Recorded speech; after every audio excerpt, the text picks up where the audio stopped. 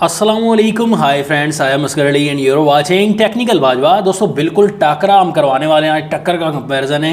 Oppo Reno 5 second number पर, Samsung Galaxy A52। दोनों phones का स्पीड टेस्ट, कैमरा कंपैरिजन बिल्कुल डिटेल से हम करेंगे और दोनों में से बेस्ट कौन सा फ़ोन है या दोनों ही बेस्ट हैं ये आपको ऑनेस्टली एंड में बताएंगे। तो वीडियो को देखा कंप्लीटली। अगर चैनल नहीं सब्सक्राइब किया, देर किस बात की है, सब्सक्राइब कर दीजिए। बेल आइकन को लाजमी क्लिक करें ताकि लेटेस्ट वीडियोज़ की नोटिफिकेशंस जल्दी से मिलती रहेंगी। So let's start.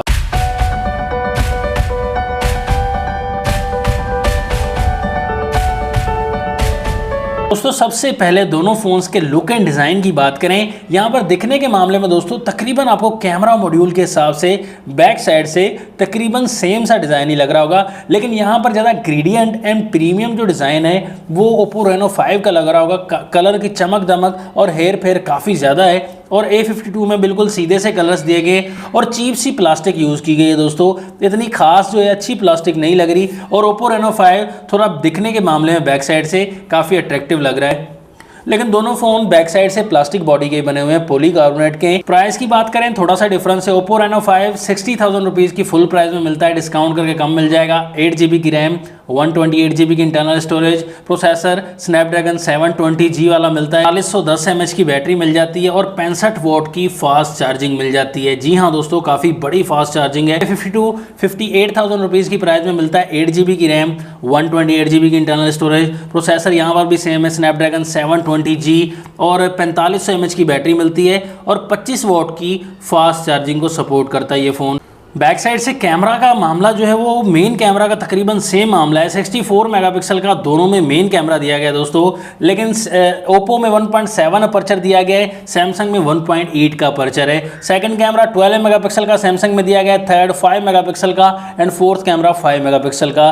जबकि ओप्पो में सेकंड कैमरा 8 मेगापिक्सल का, थर्ड कैमरा 2 मेगापिक्सल का एंड फोर्थ कैमरा भी 2 मेगापिक्सल का दिया गया है। यहाँ पर देख सकते हैं कि फ्रंट में मामला आपको तकरीबन सेम सा लगेगा क्योंकि सिंगल पंच होल वाला मामला दोनों फोन्स में ऐसा ही दिया गया, लेकिन सेंटर में पंच होल A52 का एंड साइड में रेनो 5 के पंच होल डिस्प्ले दिया गया है। तो यहाँ पर आपको एक मामला जो है वो तकरीबन सेम ही मिलेगा क्योंकि यहाँ पर सैमसंग में सुपर एमोलेड डिस्प्ले मिलता है और ओप्पो में आपको एमोलेड डिस्प्ले मिल जाएगा। लेकिन मज़े की बात यह है कि 90 हर्ट्ज़ का रिफ्रेश रेट दोनों ही फोन्स में मिल जाता है। एमोलेड डिस्प्ले प्लस में 90 हर्ट्ज़ का रिफ्रेश रेट, कमाल की बात है। सैमसंग में 6.5 इंचेस का डिस्प्ले, फुल HD प्लस की रेजोल्यूशन, कॉर्निंग गोरिल्ला ग्लास 5 की प्रोटेक्शन मिलती है, कमाल की बात है। ओप्पो रेनो 5 में 6.4 इंचेस का डिस्प्ले, फुल HD प्लस की रेजोल्यूशन, लेकिन कॉर्निंग गोरिल्ला ग्लास 3 की प्रोटेक्शन दी गई है। और यहाँ पर डिस्प्ले का मामला जो देख सकते हैं आप दोस्तों, ब्राइटनेस का मामला जो है वो दोनों फोन्स का है मुझे अच्छा खासा लग रहा है, बेटर ही लग रहे हैं, दोनों के अच्छे खासे डिस्प्ले लग रहे हैं। और यहाँ पर 90 हर्ट्ज़ का रिफ्रेश रेट बैटरी को ज़्यादा कंज्यूम करेगा, लेकिन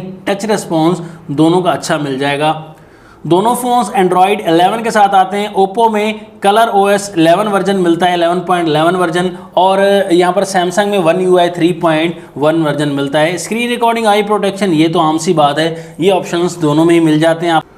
सैमसंग आपको 8.4 mm की थिकनेस के साथ थोड़ा मोटाई में मिलेगा, बल्कि सा 189 ग्राम के साथ थोड़ा हैवी वेट भी मिलता है। जबकि ओप्पो आपको 7.7 mm की थिकनेस के साथ काफ़ी स्मार्ट मिलता है, 171 ग्राम के साथ काफ़ी लाइट वेट भी मिलता है। दोनों फोन्स में चार्जिंग पोर्ट टाइप C वाली है और स्टीरियो स्पीकर्स आपको A52 में मिलते हैं। यहाँ पर सिंगल स्पीकर आपको ओप्पो में मिल जाता है, लेकिन क्वालिटी ओप्पो की भी अच्छी है, लेकिन ज़्यादा थोड़ी बेहतर साउंड क्वालिटी सैमसंग A52 में दी गई है। दोनों फ़ोन्स को ऑन करेंगे, देखेंगे कौन सा फ़ोन पहले ऑन हो जाता है।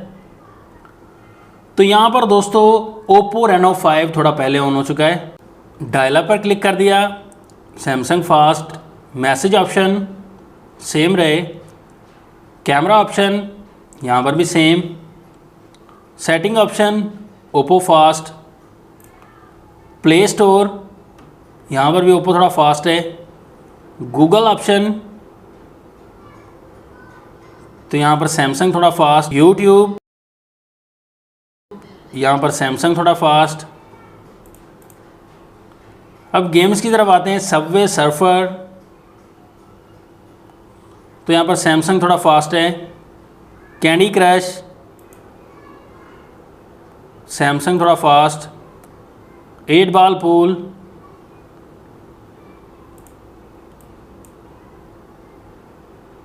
ओप्पो रेनो 5 थोड़ा fast, temple run 2, temple run 2 के मामले में भी सैमसंग थोड़ा फास्ट है। अब बड़ी गेम की तरफ आते हैं, पबजी की तरफ, देखते हैं कौन सा फ़ोन आगे जाता है।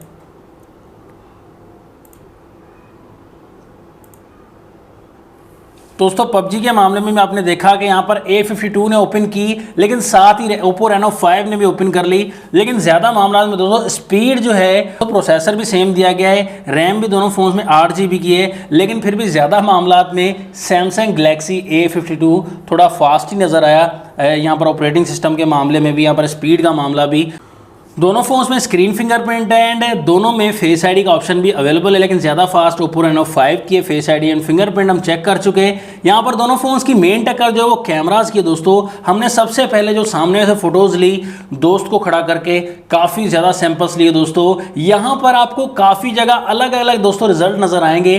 कभी A52 का रिजल्ट जो है वो ज़्यादा क्लियर नज़र आ रहा था, लाइट कैप्चरिंग का मामला A52 में ज़्यादा है, लेकिन जो ज़्यादा मामला में ओप्पो जो है वो कलर कैप्चरिंग भी अच्छी कर रहा था दोस्तों। लेकिन डिटेल का मामला भी ओप्पो रेनो 5 में कई फ़ोटोज़ में ज़्यादा नज़र आया। यहाँ पर डिटेल का मामला भी देखें, निखरती हुई फ़ोटोज़ ओप्पो A52 में आती है, क्योंकि कलर सिचुएशन काफ़ी अच्छे से की गई है A52 में। दोस्तों पोर्ट्रेट मोड के मामले में भी मैं देखा, हैरान हुआ कि बैक साइड से बिल्कुल अच्छे से दिखाता है A52 का बैक कैमरा। यहाँ पर देख सकते हैं पोर्ट्रेट अच्छे से क्लियर, और पीछे से चीज़ें भी नज़र आ रही हैं, और पोर्ट्रेट कम और ज़्यादा भी कर सकते हैं। और ओप्पो में आपको जो है बैक साइड से बिल्कुल वाइट से नज़र आ रहा है, बैक से चीज़ें अच्छी नज़र नहीं आ रही, सिर्फ सामने का फोकस अच्छा लग रहा है। तो ये पोर्ट्रेट का मामला जो है A52 काफ़ी अच्छे से करता है बैक कैमरा के मामले में। अब डायनामिक रेंज की बात करें तो डायनामिक रेंज के मामले में कलर मैनेजमेंट तो दोनों फोन्स की काफ़ी अच्छी थी, लेकिन ज़्यादा मामला में दोस्तों डायनामिक रेंज की डिटेल्स जो थी हमने जूम करके देखी,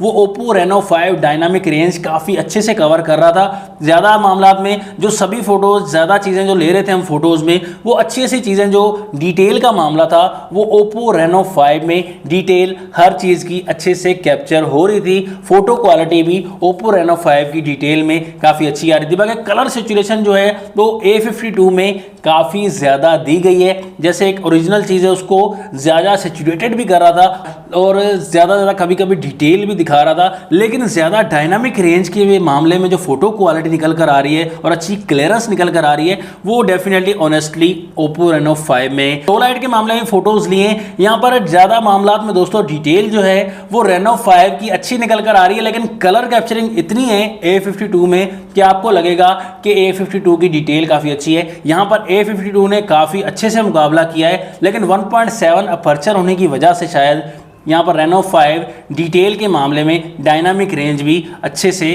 कवर कर रहा था। और यहाँ पर देखें दोस्तों, हमने वीडियो रिकॉर्डिंग भी की है। अल्ट्रा HD में वीडियो रिकॉर्डिंग A52 में दी गई है, और यहाँ पर 4K रिकॉर्डिंग आपको ओप्पो में मिलती है। दोस्तों बिल्कुल क्लियर हो गया यहाँ पर वीडियो का मामला। तो यहाँ पर देखेंगे नेचुरल फोटोज़, काफ़ी ज़्यादा नेचुरल वीडियो आ रही है, नेचुरल क्वालिटी और काफ़ी क्वालिटी फ़ोटोज़। और A52 के बैक कैमरा में वीडियो में आपको ज़्यादा ओवर सैचुरेशन मिल रही है, कलर आपको दिखने में काफ़ी अच्छे लगेंगे, लेकिन यहाँ पर जो क्वालिटी निकल कर आ रही है वीडियो के मामले में, वो ओप्पो रेनो 5 की करीब करेंगे, जैसे किसी पर फोकस करेंगे तो बिल्कुल आपको अच्छे से रिजल्ट प्रोवाइड करता है ओप्पो रेनो 5 की बैक कैमरा। वीडियो में आप क्लियर देख सकते हैं और हमें भी बता सकते हैं। तो यहाँ पर दोनों की डिटेल्स अच्छी है, लेकिन आपको जो डिफरेंस था वो मैंने बिल्कुल बता दिया।